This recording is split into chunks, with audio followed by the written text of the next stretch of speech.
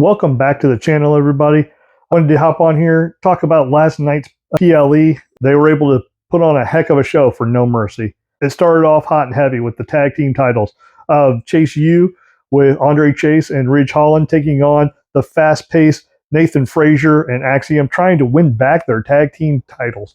This was, like I said, very fast-paced, but the way that WWE is telling the storyline with Axiom and Nathan Frazier is to kind of make it seem like they have dissension between each other. They're not a true tag team. They're not gelling as a tag team.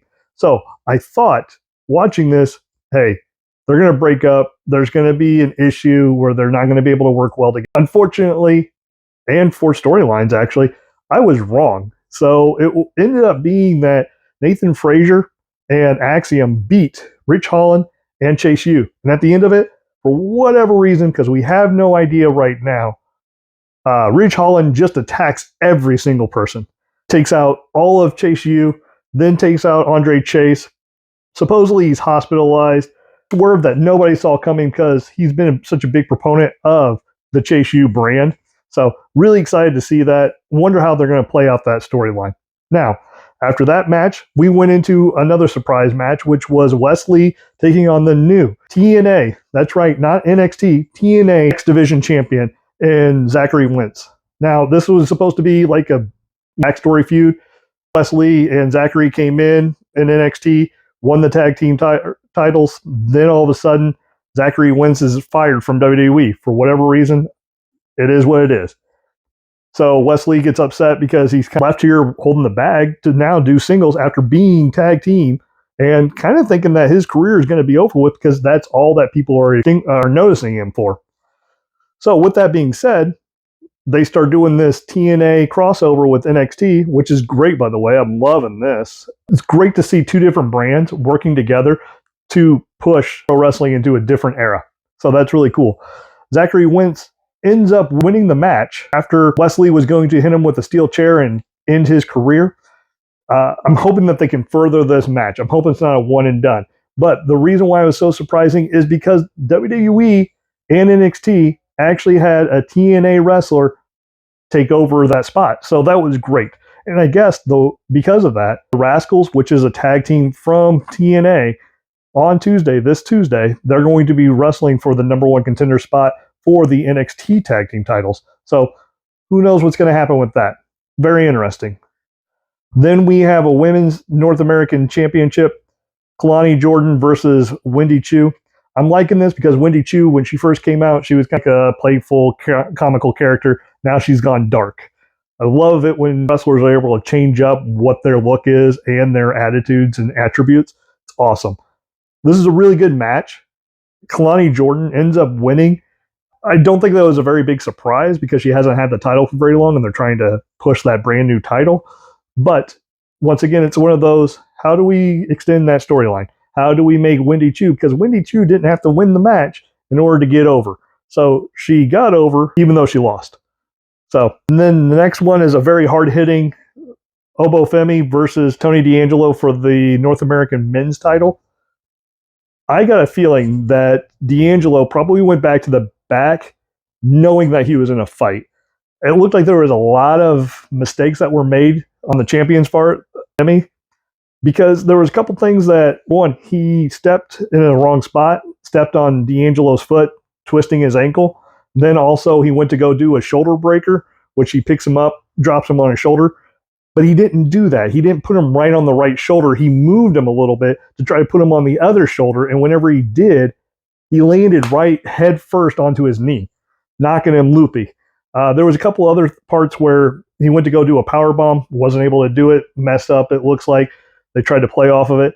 Not Obo Femi's best performance, I would say, just from the outside looking in. It looks like there was a lot of mistakes that weren't supposed to be made. I got a feeling that Tony, like I said, went back to the back. He is feeling it today. He feels like he was in a fight when he wasn't supposed to be.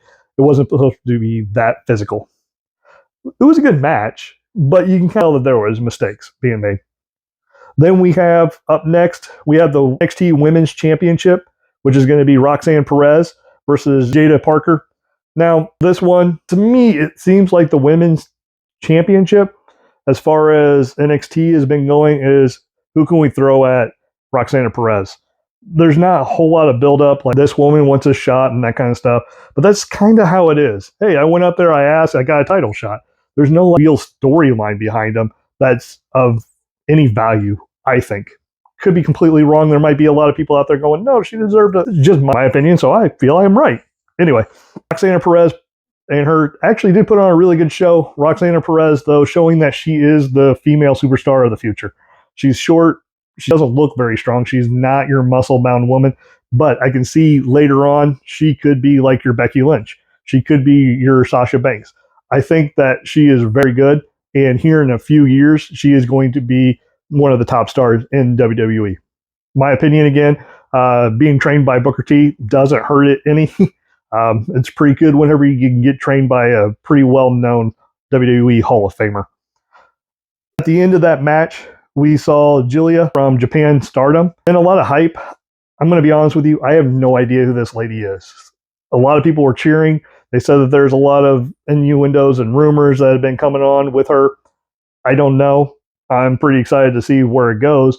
I did think it was kind of funny because she had a standoff with Roxana Perez, and she was kind of a little bit taller.